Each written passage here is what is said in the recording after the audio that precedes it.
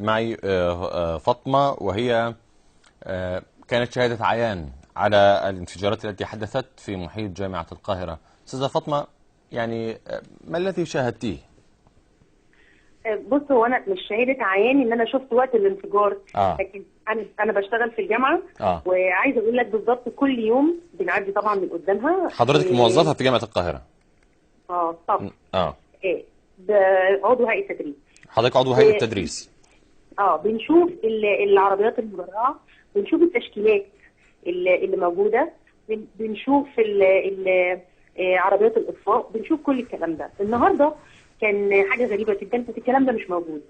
فيعني طبعا بيبقى مستغرب، لان انت كل يوم بتشوف الاشكال دي، والواحد طبعا كل يوم الصبح بيشوفهم، يبقى يعني مولع نار من جوه. يعني يا فندم دكتوره اذا سمحتي بس عشان خاطر تبقى المعلومه واضحه بالنسبه لنا، يعني حضرتك النهارده كنت كل يوم بتشوفوا ان في تواجد امني موجود في محيط جامعه القاهره. النهارده بالضبط. ما كانش الوجود الامني دوت بنفس الكثافه او بنفس العدد، ولا ما كانش موجود اصلا؟ بالظبط، لا مش ما كانش موجود اصلا. يعني كانت مثلا بيبقى في حوالي 8 عربيات، لا المره دي مثلا كانت عربيتين. بيبقى قدام في تعزيزات، يعني قدام خالص عند السعديه وعند اسم الهرم، اسم العمرانيه، وفي عند الكوبري الجامعه، بحيث ان هم ينادوهم ويجيبوهم. لا التعزيزات دي ما كانتش كتيره، كانت العربيات قليله جدا. وده كان شيء مستغرب. احنا كنا النهارده من اول النهار مستغربين. مجرد ما سمعنا الانفجارات خلاص انت فهمت تماما ليه كان العدد ده قليل. نيجي بقى نتكلم في نقطه ثانيه. ايه الطلبه من بدايه الترم بتعمل مظاهرات، النهارده عرفت تعمل قنبله؟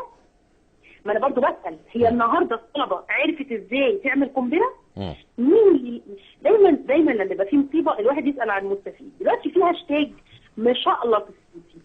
طيب ما هو انا لازم دلوقتي احاول اغطي عليه باي حاجه. في انتخابات رئاسيه، في حركه طلابي مش عايز يسكت ويخمد. اذا مين المستفيد؟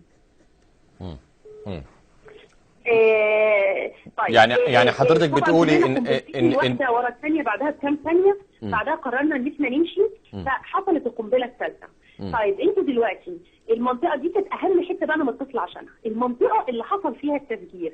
المنطقه دي يا سيدي العزيز مسيطر عليها الشرطه والجيش بشكل كامل. فين بالظبط يعني النقطه تحديدا؟ ايه هي فين بالظبط النقطه دي يا دكتوره فاطمه؟ النقطه دي حضرتك اللي هي عارف اعتصام النهضه كان فين؟ اللي هي الاريا دي. اولا المظاهرات بتحصل جوه الجامعه، ما ينفعش تطلع الا نادرا، يعني نادرا لما بيبقى العدد كبير قوي بيروحوا ضاربينهم من هو جوه الجامعه بيدخلوا تاني. بتطلع وتوصل للمسله وترجع تاني. وتوصل للمسله وترجع تاني. الحته دي هي بعد المسله، اللي هي عارف فين موقف الاتوبيس؟ قريب من تمثال النهضه؟ ايوه الحته دي. الحته دي مسيطر عليها الشرطه والامن. يعني لما يقول لك كان زارع قنبله، طبعا احنا سالنا قال لك اصل كان في واحد زارع قنبله عند شجره. استحاله اي طالب او اي بني ادم عادي يعدي كده ويوطي ويزرع القنبله ويمشي، الا اذا كانوا معلش الواقفين دول بيشربوا. يعني استحاله. فاذا انفجارين حصلوا، وبعد كده الثالث بيقول لك اصل احنا يعني بعتنا نمشط نجيب ناس قوه تمشط، قام حصل الانفجار الثالث.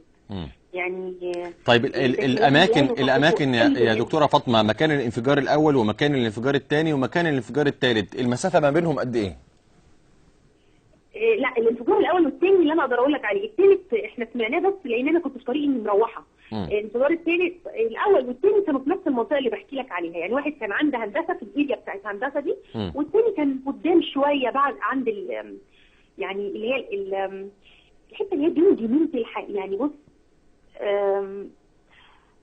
بعد المسله كده بما فيش 10 15 متر. يعني ما بين المكان اللي وقع فيه الانفجار الاول واللي وقع فيه الانفجار الثاني تقريبا حوالي يعني 200 متر مثلا؟ لا 100 متر مثلا، 150 متر 100 متر. ماشي. يعني انا دلوقتي رحت زرعت واحده وبعدين رحت زرعت الثانيه، وانتوا قاعدين بتعملوا ايه؟ انا زي ما بقول لك المنطقه دي ما بيطلعش فيها مظاهرات خالص، ما ينفعش. بيوصلوا للمسله يضربوهم ويدخلوا تاني. بعدين اصلا الطلاب بيطلعوا بره الجامعه، يعني هل من المنطقي لو الطلاب خرجوا بره اسوار الجامعه ان يحدث انفجار فيودي بحياه الطلاب، خاصه ان المساله دي كانت متكرره؟ افكر في نفسي انا دلوقتي طالعه اعمل مظاهره، فهزرع القنبله وانا عامله المظاهره عشان افجر في نفسي.